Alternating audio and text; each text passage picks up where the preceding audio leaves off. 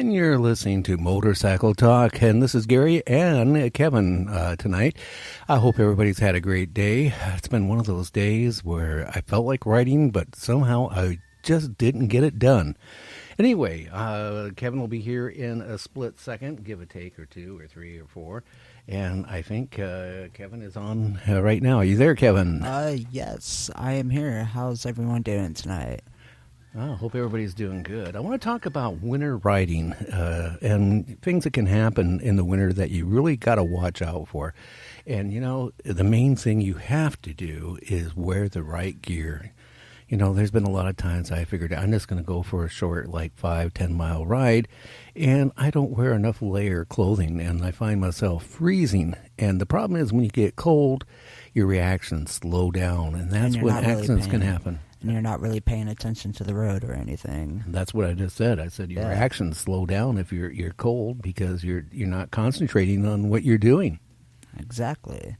And if you're not concentrating on the road, then that's very dangerous. It could be. And, you know, another thing you need to do if you're out riding in one of the colder states out there and you're riding in the rain and when it's cold and it could even be icy, one thing you got to do is make sure that your tire pressure is correct, because even being 2-3 pounds off can make that bike not handle the way it should. And also, if you hit a pocket of ice or a patch of ice, if you don't have the right tire pressure, you are going to have a problem. Tire pressure is very you always need to check that, and always need to stay around 35 to 45 psi. Well, it depends on the manufacturer, of the tire. But another thing, too, you got to be really super critical on looking for any cracks, because in the wintertime, being cold, your tires, if they're getting a little bit older, could be cracking. And that's another thing. You don't want to have a blowout and then, not when it's cold and icy out there on the road. So you want to make sure you inspect your tires. In the wintertime, I'd really recommend looking them over at least twice a month, and get down there and physically look, not just on the sidewalls, but even look at the tread. And also make sure you have enough tread out there on your tires, because if you're out there riding around in the rain and stuff, you want to be able to stop and you want to be able to control your bike to the fullest capability. Yeah, totally. If tires are not working to the full extent as it were in the summertime, and it's not very good. Well, yeah. I mean, in the wintertime, there's a lot more crashes, and that is due to riding with the improper tire pressure, and riding with tire tread is getting a little bit marginal. So you'll never catch me out there riding in the rain with tires that don't have at least 50% tread left on them, because you're really asking to hydroplane. Your tires hydroplane anyway, but I mean, when you start getting down to no tread, I mean, I've gone there before. I ended up with the blowout on the freeway once. Yeah, that can happen.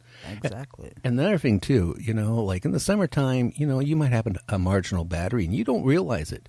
But in the wintertime, your battery, starting it when it's really cold outside, it's going to take more to get it to turn your motor over.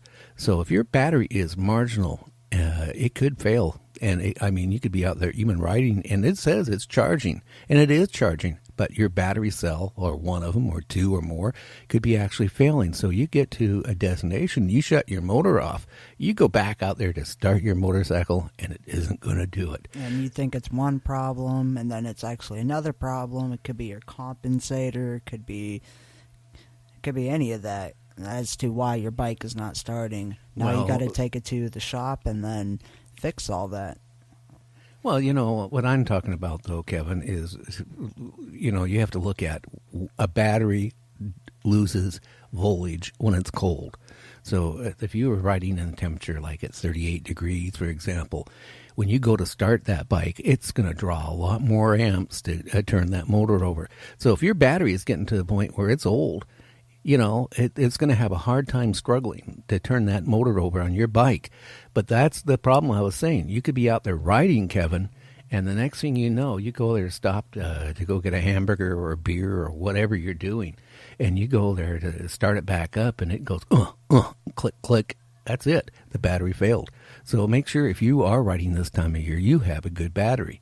And a lot of you will actually probably the best time right now is probably to buy a battery, because if your battery's more than about 2.5 years old, seriously, you're going to be on the market for a battery. Also, just starting your bike and letting it run for about 10 to 20 minutes, that's not good for your bike. Well, it's not good for your battery, because you know what? No. It's not charging, and most people don't realize that you're discharging. You're sitting there with your bike idling thinking you're charging your battery.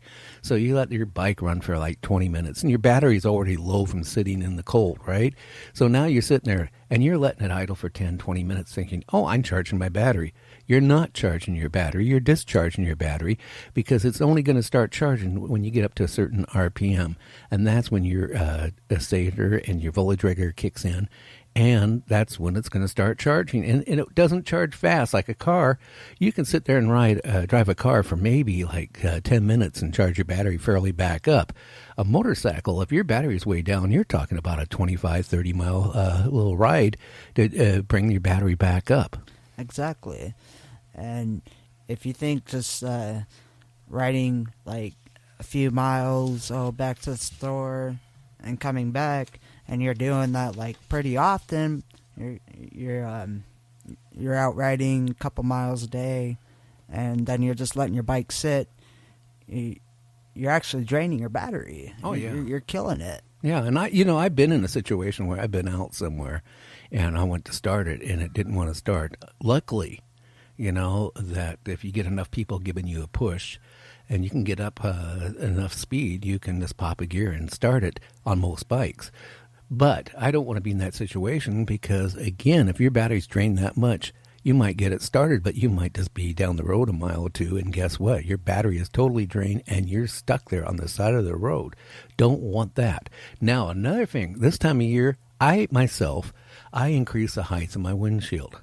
Summertime, I like riding, and I have 3 windshields, and I change them during the season. In wintertime, this time of year, I want a tall windshield. I want a 12 to 13-inch windshield on my bike. And the reason why I want a 12 to 13-inch, one, it's going to keep the rain and the wind off of my face a lot better than a 10-inch or a 9-inch or a 6-inch windshield is going to do. Yeah, you can wear a helmet with a visor on it, which I do in the wintertime. But I like staying warmer, and staying warmer means you're going to be enjoying your ride a lot better. You're not going to be cold. You're not going to be, just a lot of reasons. What do you think? What do you think on this? Like, jacket-wise, do you prefer leather or textile? Because textile with armor and all that stuff it's like what do you say? It's like windproof almost. And if you don't have like a windshield or any of that, and you got those textile jackets, those are very good wind blockers. Well, they keep you warmer. Yes, I hate would say warmer, but they're just very good wind blockers. Well, I'm old school. What I kind of do is I wear something under my jacket. Sometimes I wear another jacket underneath my jacket if I'm not gaining that much weight, or a vest or something like this. I am not really into wearing synthetics, and the main reason for that is if you do crash and you go sliding, what happens is leather is going to last longer before it eats through the concrete or the asphalt. The other thing is when you go into synthetic materials, what's going to happen is as you're sliding, it's building up heat, and that stuff is going to melt. And it's good. You know what's going to do? Besides getting road rash, you're going to have road rash with melted nylon or whatever rayon or whatever material. What kind of synthetic jackets are you talking about? I know there's quite of like fake jackets out there that want to be leather jackets, but they're not. Why don't you describe to us and our listeners what type of jackets would you recommend? I know a leather vest protected me from all the road rash on my front and back. chest. Well, you know, what would you recommend? Well, Kevin, I'm old school. I believe in wearing leather and then layering a lot of clothes underneath that leather, because after I dropped my bike once, okay, and I slid about 20 feet with the bike on top of me, I guarantee you, if I would have been wearing a or a synthetic material jacket, it would have ate through to the asphalt, and I would have got a lot worse road rash than I did. In my case, I only got a lot of bruising and, a little bit of injury. But if I would have been wearing some of the jackets like you wear, I guarantee you I would have had road rash, and I would have had probably melted fabric in the rash itself, which makes it a lot worse. Well, question: what type of jackets do I wear? I wear pretty good textile jackets with armor plating in it. Yeah, but the armor plating is not every part of that jacket. So that's like a 30-pound jacket. Yeah, but depending on how you go down, as you know, because you have crashed, you can't guarantee the part can. No, but the part it's padded is going to protect you. Exactly. And the more padding is what's going to save your skin. I don't know. I'm just going by my feeling. If I had the choice between wearing a textile jacket and wearing a leather jacket, I'm going to wear the leather jacket, and I make sure I weatherproof it as much as I can with aftermarket products to keep it where it's waterproof and pliable.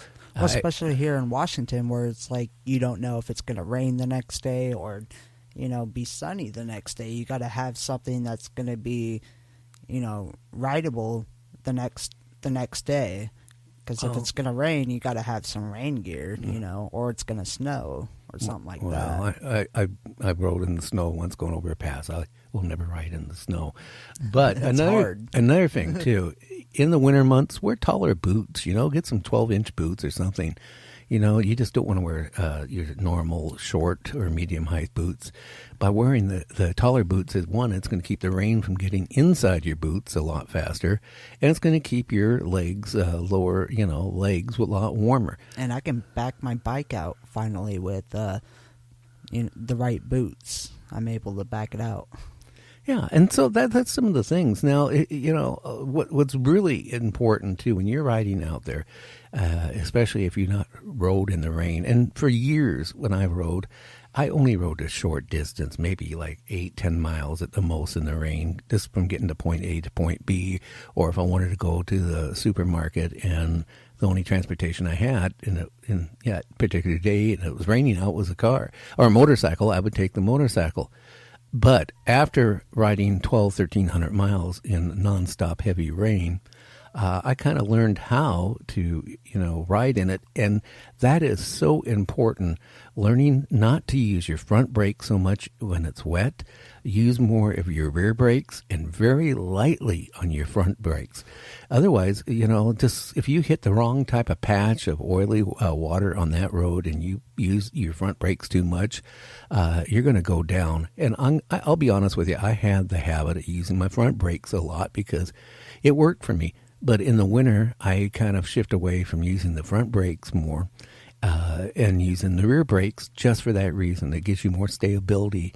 And when you use your front brakes, it's going to pull the front wheel. And if you hit an oily spot or an icy spot, even if you use your brakes just lightly, it can actually pull you down. Well, I heard that BMW bikes are very, very good in the snow. That's what I heard. I saw a post. I saw a post today. It was like a couple hours ago. It was a picture, and it showed like a bunch of BMW bikes just going through the snow.